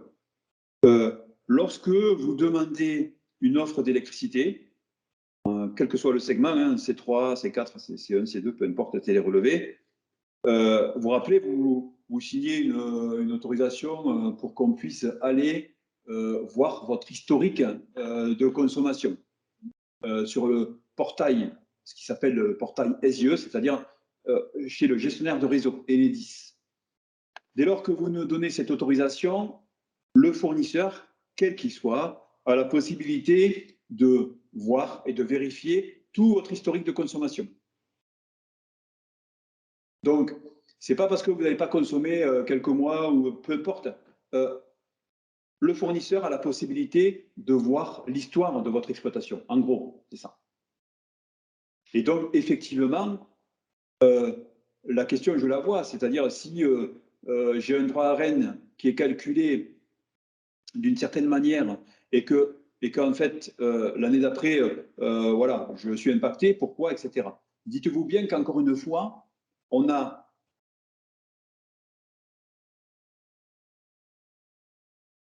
Ah, Christophe, on ne t'entend plus? Si c'est bon, vas-y. Vous m'entendez plus? Oui, si c'est bon. Ah. Donc, le fournisseur et Lucia fait un prévisionnel, une commande de l'ensemble d'un volume. Pour être très transparent avec vous, Lucia fournit aujourd'hui 600 millions de kilowattheures à l'année. On a un prévisionnel de consommation pour l'année N+1. On commande un volume approprié à cette courbe de charge, on dira. Voilà. Après, pour tout ce qui est historique, lorsqu'on construit une offre d'électricité, un prix, on a accès à l'historique et la vie de votre contrat, si vous voulez, la consommation de votre site. Mais après, et là où je vous rejoins, monsieur, c'est qu'il y a ce qu'on appelle un prévisionnel, mais il y a aussi un réalisé, c'est-à-dire que derrière, effectivement, vous pouvez alors être dans le sens inverse, c'est-à-dire des gens qui ont signé une offre, mais qui vont moins se consommer, ou presque pas. On a ce genre de cas-là aussi. Ou inversement, des gens qui n'ont pas beaucoup consommé l'année d'avant, mais qui vont beaucoup consommer l'année suivante, etc. C'est d'ailleurs toute la difficulté de l'agriculture, de prévoir ça, si vous voulez. Donc, la technique d'approvisionnement de Lucia, et c'est pour ça qu'aujourd'hui, je vais répondre à la question que vous ne m'avez pas posée, c'est de dire, mais comment un fournisseur comme Lucia peut prendre en charge 80% d'un écrêtement? La question arrivait dans le chat. Voilà. Tu as devancé. On se dit, à chaque fois qu'on est en réunion, à chaque fois qu'on va voir les agriculteurs, on dit mais attendez, pourquoi alors lui il n'a pas fait, lui il n'a pas fait, etc. Mais c'est exactement la question que vous me posez, monsieur, c'est pour ça qu'elle est intéressante. C'est que Lucia, justement, gère son approvisionnement, non pas, je dirais, comme ça, au cas par cas, etc., mais sécurise, c'est le mot, l'ensemble de son parc. Et qui fait que le fait de sécuriser un approvisionnement, d'optimiser, de le valoriser, on peut et on est capable d'effacer, alors je ne dirais pas tout, mais en tout cas la grosse partie de l'impact écrêtement. Et quand je dis sécuriser, ça veut dire quoi concrètement quand on dit sécuriser? Parce qu'on peut dire c'est des jolis mots, tout ça, mais comment ça se passe? En fait, lorsque M. Durand signe un contrat avec Céline, et M. Durand dit ben voilà, Céline, je signe, je viens avec vous. Est-ce que vous pensez vraiment que côté approvisionneur, on ne s'est pas soucié bien avant de cette réserve d'énergie? Il faut que vous ayez à l'esprit que Lucia sécurise son parc, son prévisionnel, et comme je vous disais, contrairement peut-être à d'autres fournisseurs qui s'occupent d'industriels, de grande distribution, d'entreprises, de résidentiels, etc., Lucia s'occupe que d'agriculture. Alors, je ne dis pas que c'est plus facile. Je dis simplement que le fait de s'occuper que d'un secteur, qu'on connaît bien ce secteur, moi je travaille dans ma coopérative depuis plus de 30 ans, quand on me parle, je sais de quoi on parle, on sait sécuriser un volume et on sait où on va. Voilà. Et donc, c'est vrai que, rappelez-vous de ça, quand vous signez une offre avec Lucia, dites-vous bien que ça a été anticipé, encore une fois, le mot magique, hein, bien avant. Alors, c'est vrai qu'on estime toujours des nouveaux clients qui arrivent, des nouveaux clients qui partent, etc. Mais il n'empêche que sécuriser son parc, le valoriser, l'optimiser en amont, c'est un peu le secret de fabrique de Lucia, qui fait qu'on peut vous faire bénéficier aujourd'hui de ces, voilà, de vous exempter de toutes ces, comment dire, ces impacts écrêtement, ces nouveaux impacts qui vont arriver. Est-ce que j'ai répondu à votre question?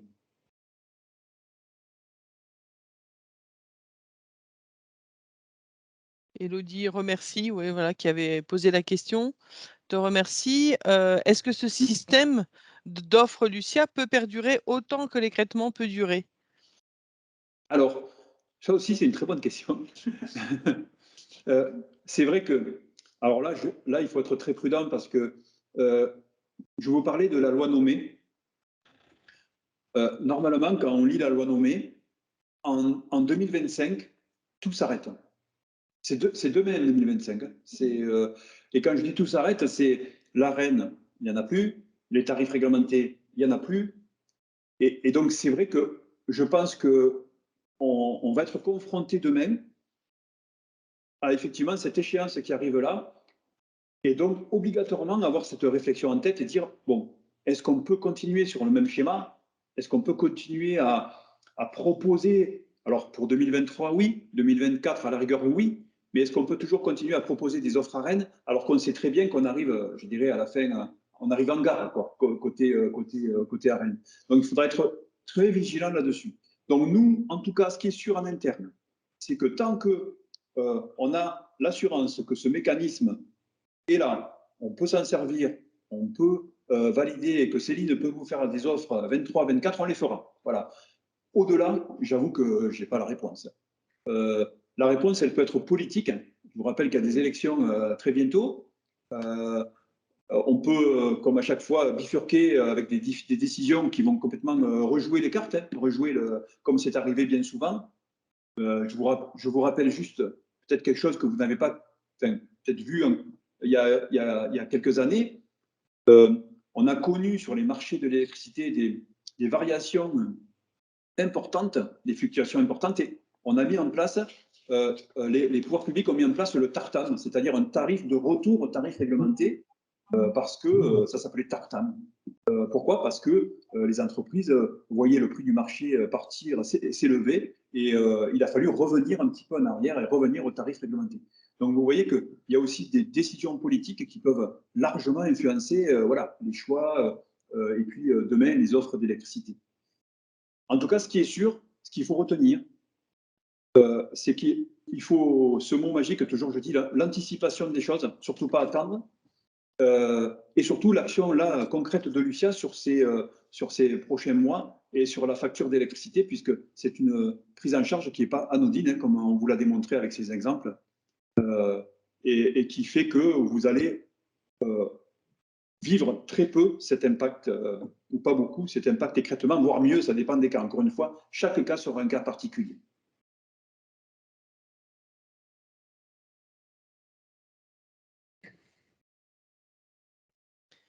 Merci. Est-ce qu'il y a d'autres questions? On avait encore une main levée pour Laurent. Lauré. C'était peut-être de tout à l'heure. J'ai juste oublié de baisser la main. D'accord. Jean-Yves, je reviens sur la diapo de calcul du 73 euros là, de majoration. J'ai essayé de refaire le calcul, j'y arrive pas à comprendre comment le 39,28 plus 38%, ça fait 73.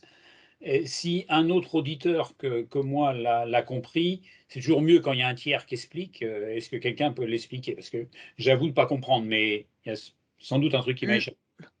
Alors, encore un truc, sur l'aspect calcul d'un cas particulier, encore une fois, monsieur, ce cas particulier, et si vous voulez qu'on se prenne du temps, je dirais en direct, en live avec vous, pour expliquer votre cas même particulier. Là, voyez ces exemples-là, non pas comme un exemple pour tous, mais surtout de bien comprendre le principe. C'est surtout ça qui est important. Le chiffre, à la rigueur, enfin, je ne dis pas que c'est pas important, mais c'est surtout le principe. Et si vous voulez qu'on calcule votre cas personnel particulier, effectivement, on peut le faire. Retenez, je le refais encore une fois, retenez que vous avez un volume. Non, mais ça on a compris. Pour arriver au 39,28, on comprend, c'est le prix moyen. OK? Mais vous nous dites qu'il y a un écrêtement qui correspondra à 38%. Et que 38%, c'est 47 000. Le 38% représente 47 000 euros. Oui, mais d'accord, mais le 39,28 multiplié par la consommation globale, ça nous fait 25 158. Oui, mais c'est pas ça. Et donc, comment on arrive à 47 322? C'est ça. Mais c'est peut-être pour ce cas particulier, mais l'augmentation, enfin, si on fait le ratio, hein, 113 par rapport à, enfin, ou 73 par rapport à 39,28, ça fait une augmentation ça nous fait une augmentation de 150%, et non pas 38. Non, mais alors oui, il n'y a pas de rapport. Je comprends votre. Le prix de marché est très très élevé, qui fait que l'impact du prix de marché fait que Oui, alors rappelez-vous que les 38% d'écrêtement ne concernent que le volume AREN de l'exploitant agricole, pas tout le volume, hein, le volume AREN. Je rappelle encore une fois, chaque exploitation a un droit AREN qui lui est propre et donc un calcul de volume AREN qui lui est propre. Et quand on dit qu'il y a un écrêtement de 38%, on ne prend que le volume AREN auquel il a droit, pas tout le volume, hein, pas toute la consommation. On prend juste le volume AREN auquel il a droit. Vous voyez, monsieur? D'accord. Donc les chiffres que l'on a qui sont affichés, c'est toute la consommation, c'est pas que le volume, c'est pas la part. Voilà, c'est ça, monsieur. Bon. Ça m'intéressera d'avoir le détail, mais en off après. Oui, avec plaisir. Il y a pas de souci. Vous le calculez, monsieur Chauveau. Alors, pour vous rassurer aussi, puisque et vous avez raison d'en parler, sur la facture Lucia, et je tiens à le dire pour les clients Lucia qui nous écoutent, vous verrez apparaître ça, c'est important, on le voulait, parce que mettre un chiffre, effectivement, sans explication, c'est pas bien. Vous allez avoir une ligne, donc votre prix, le prix que vous avez signé, bien évidemment. Vous allez avoir la partie, effectivement, écrêtement, la partie prise en charge de Lucia, vous allez la voir comme ça, hein, une partie prise en charge où on va prendre que, on va enlever donc 80% d'impact, et vous allez avoir la ligne minoration de cette CSPE. Vous allez tout voir sur la facture. C'était important que vous puissiez voir l'impact réel et la prise en charge de Lucia. Voilà. Donc, ça sera très transparent, comme d'habitude, dans nos factures. Mais avec plaisir, monsieur, d'échanger en direct avec vous pour rentrer beaucoup plus dans le détail si vous le souhaitez. Merci. Je vous en prie. Mais encore une fois, ces exemples-là, ne pas prendre ça comme un exemple.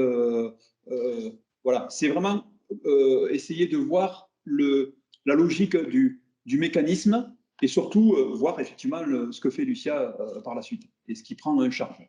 Et surtout de retenir que l'impact chez vous va être inexistant, voire pour certains mieux, voire pour d'autres moins bien. Et encore une fois, on l'expliquera au cas par cas, puisque ça va être vraiment du cas par cas. Merci pour ces réponses. Effectivement, on a la remarque dans le chat que le temps dure. Est-ce qu'on peut passer à la dernière peut-être partie de ce webinaire?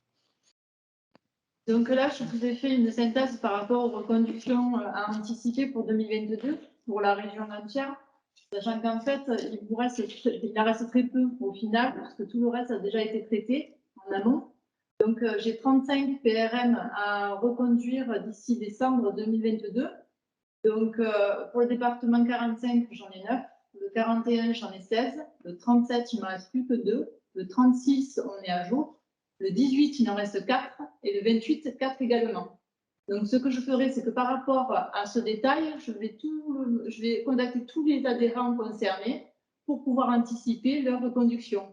Donc, en expliquant la façon de faire, la photographie des prix et surveiller de près par rapport à l'actualité et ce que le prix du marché donne en résultat. Donc, c'est important de devoir le faire et ça permettra également, pour la plupart des agriculteurs qui me connaissent, avec qui je travaille beaucoup, et bien en fait, de pouvoir se contacter un peu plus encore, de pouvoir l'anticiper et de le réfléchir autant de mon côté que du vôtre et de vous faire participer sur ça. Parce que, oui, c'est vrai que ça devient de plus en plus compliqué, le côté lecture de facture, le côté contrat d'électricité. Et bien sûr, c'est avec plaisir que si je peux vous aider ou à vous éclaircir les idées sur certaines parties me concernant, c'est avec plaisir que je le ferai, bien évidemment.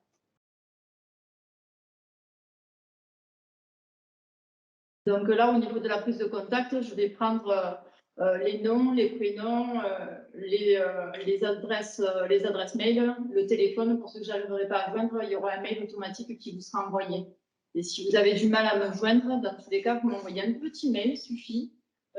vous vous présentez. Bonjour, j'ai du mal à vous joindre, Céline. En général, j'appelle assez rapidement pour pouvoir répondre à votre attente si des fois vous avez du mal à m'avoir. Est-ce qu'il y aurait des questions sur cette partie-là ou pas du tout?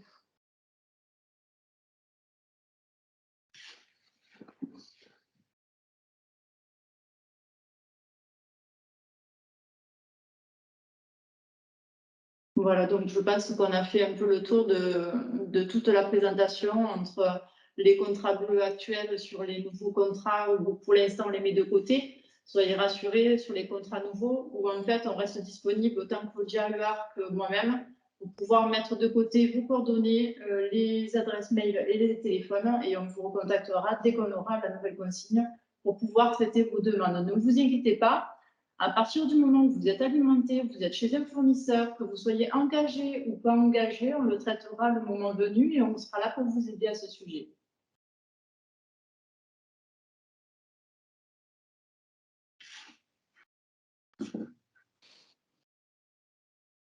Je dirais, n'hésitez pas, en région centre, je suis votre interlocutrice, si vous voulez, je fais l'intermédiaire avec Céline. Voilà. N'hésitez pas à contacter votre FNSEA ou voilà, départemental. Dans tous les cas, on fait le lien entre les deux. Bon, la plupart du temps, hein, ce dont nous avons besoin en fait pour travailler, faire une proposition ou une estimation d'économie pour la partie tarif bleu ou une proposition de tarif, on a besoin de d'une dernière facture avec toutes les indications concernant votre point de livraison, toutes les informations liées à votre contrat, et puis une autorisation de consultation des données, voilà, auprès d'Enedis. Alors, une question dans le chat, qui sont les actionnaires majoritaires de Lucia? Alors, là, on va parler on va refaire un petit peu l'histoire.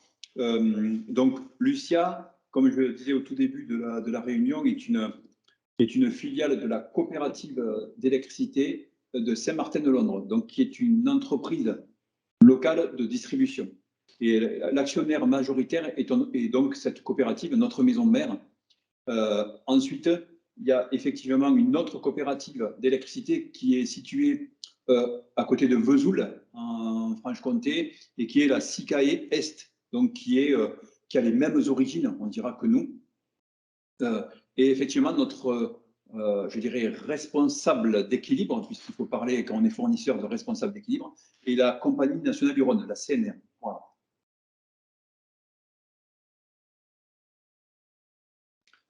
Et donc, c'est pour ça que j'aime bien raconter l'histoire, parce que, bon, déjà, c'est surtout quand on parle d'agriculture.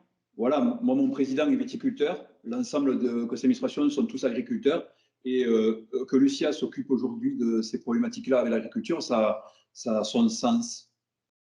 Ça a son sens.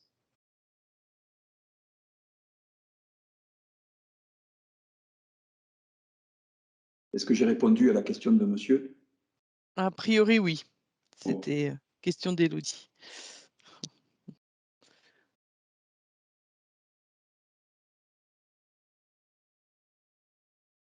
Est-ce qu'il y a d'autres questions? Oui, Alexia Jourdain. J'ai une question par rapport aux nouveaux profils type les agriculteurs qui veulent remplir des retenues en hiver. Est-ce qu'il y a des conditions particulières pour eux, des contrats spécifiques, parce qu'ils vont plus consommer l'hiver pour remplir leurs retenues? Est-ce que eux, ils vont être plus impactés par les hausses, du coup, vu qu'ils consomment à une période où l'énergie est plus chère? Alors, ça, c'est pour répondre à votre question, c'est une question qu'on connaît, mais pas que dans votre activité, même dans d'autres aussi, dans la viticulture aussi, parce qu'il y en a qui ont une activité sur l'hiver. Tout dépend en fait du segment dans lequel vous êtes. C'est-à-dire que, est-ce qu'aujourd'hui, vous êtes dans quelle famille de contrats, inférieur à 36 ou supérieur à 36? Moi personnellement, comme je suis conseillère, j'ai pas de profil type, mais je sais qu'il y a des agriculteurs qui sont sur des gros contrats supérieurs à 36 et il me semble qu'il y en a aussi qui sont inférieurs. En fait, il va y avoir tout type. Je comprends, mais si vous voulez, alors effectivement, pour faire simple, lorsque vous êtes sur des contrats, donc vous me dites plutôt supérieurs à 36, comme je vous expliquais tout à l'heure, il y a dans une facture d'électricité 3 choses. Il y a la fourniture, et bon, ça on vient d'en parler, etc. Mais surtout, il y a aussi ce que j'appelle moi le moteur du contrat, c'est-à-dire le transport. Et effectivement, c'est un petit peu celui qui donne la règle de fonctionnement du contrat. Et dans votre question, et surtout sur ces profils-là, du fait qu'il y ait une euro-saisonnalité, il y a ce qu'on appelle une règle du gestionnaire de réseau qui veut que lorsque vous souscrivez des puissances, on a l'obligation de souscrire dans un ordre croissant. C'est-à-dire qu'on prend sur la période hiver et on va sur la période été. Et on va sur des puissances qui montent. Donc généralement, et souvent on voit ça, bien sûr dans l'irrigation, mais surtout dans la viticulture, des souscriptions d'hiver qui sont plutôt basses, donc avec des parts fixes basses, etc. Et des souscriptions d'été qui sont plutôt hautes. Donc, votre question, il y a plusieurs solutions. Soit, effectivement, il y en a le cas, moi j'avais rencontré le cas d'exploitations qui disent j'ai besoin de remplir voilà, des bassins en plein mois de mars, par exemple, alors qu'on est encore en hiver. Eh bien, écoutez, vous avez la possibilité de souscrire, par exemple, un petit peu de puissance sur les heures creuses d'hiver, qui vous permettra de libérer de l'activité dont vous avez besoin sur les mois de mars, sans prendre de pénalité, effectivement. Voilà. Après, il y a plusieurs modes de fonctionnement aussi. Soit alors vous dites, parce que c'est à double tranchant, effectivement, il y a un peu de puissance, mais vous avez raison, le transport et la fourniture, l'hiver, c'est plus cher. Donc, effectivement, il faut voir, le mieux là, c'est d'étudier votre exploitation, parce que encore là aussi, on tient à dire que chaque cas est un cas particulier. Et quand on a une exploitation qui a un mode de fonctionnement particulier, ben, il faut l'étudier. On a des politiques de regroupement de points de livraison. On a des politiques on va séquencer les puissances pour pouvoir dire à l'agriculteur, ben voilà, si vous voulez remplir des bassins en mars, ok, mais que sur la partie 22h, 6h du matin. Vous voyez, en fait, il faut construire tout le process de l'exploitation. Voilà. Effectivement, aujourd'hui, contrairement à avant où il n'y avait que du tarif réglementé où on se souciait de rien, en fait, on était là, on faisait voilà, on n'avait pas de restrictions. Là, il va falloir y réfléchir à 2 fois et effectivement penser au process de l'exploitation et l'organiser en fonction de ça. Voilà. Donc, là par exemple, pour remplir des bassines, quand par exemple ça fait 60 000 m3, il va falloir 3 mois pour la remplir, nuit et jour. Oui. Du coup, c'est pour ça qu'il y a cette question qui vient, parce que c'est un poste de dépense important. Je comprends. Le seul moyen là, c'est effectivement, moi, quand j'entends ça, je me dis, il y a 2 études à faire.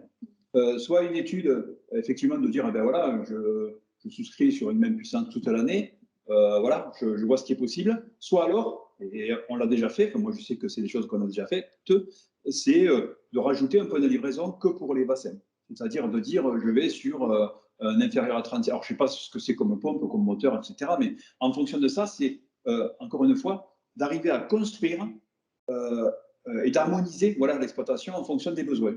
Et effectivement, si vous me dites 3 mois, là, effectivement, on ne peut pas s'amuser à trouver des petites solutions qui fonctionnent la nuit, etc. Donc, on est obligé de trouver quelque chose de pérenne et donc de peut-être prévoir quelques travaux, rajouter peut-être un petit point de livraison qui s'occupe que de cette partie-là et du coup, d'avoir aucune restriction au niveau du temps et de rattraper et de faire des économies. Et surtout, sur l'autre segment, diminuer sa consommation d'hiver qui est très forte et du coup, avec un coût très fort, et du coup de rattraper le coût, vous voyez, et de valoriser le tout et le fonctionnement. Ça devient très vite complexe, hein, quand on s'attaque à... Mais effectivement, il faut le mettre sur un papier, il faut bien voir ce que vous voulez faire, comment vous voulez faire, combien de temps, etc. Et après, l'étudier, le mettre en place. Donc pour les adhérents qui qui ont le projet de faire des retenues alors qu'aujourd'hui ils sont en forage, je dois leur dire qu'il faut, comme c'est du cas par cas, il faut vraiment se rapprocher de son fournisseur d'électricité pour étudier spécifiquement l'optimisation du contrat. Voilà, alors je dirais même mieux se rapprocher de Lucia, parce que non, je plaisante. Parce que, alors, non, mais je rigole sans rigoler, mais c'est vrai que, bon, c'est des sujets qui ne nous étonnent pas. Voilà, on connaît, on sait, on a déjà traité, on voit à peu près déjà ce que vous voulez faire de là. Donc, du coup, effectivement, c'est peut-être plus facile à mettre en œuvre. Mais je vous rejoins, effectivement, pour avoir ces solutions-là, il faut se rapprocher de son fournisseur d'électricité pour mettre en place, effectivement, chaque solution, quoi. Parce que d'une exploitation à une autre, ça sera différent. Et si vous voulez imaginer, c'est peut-être que vous imaginiez, un schéma unique pour tous, ça risque d'être compliqué, quoi. Voilà. En tout cas, en décevoir certains et d'autres qui vont fonctionner, mais c'est peut-être pas le but que vous avez, quoi. C'est d'apporter la solution qu'il faut pour tout le monde, quoi. Merci. Je vous en prie.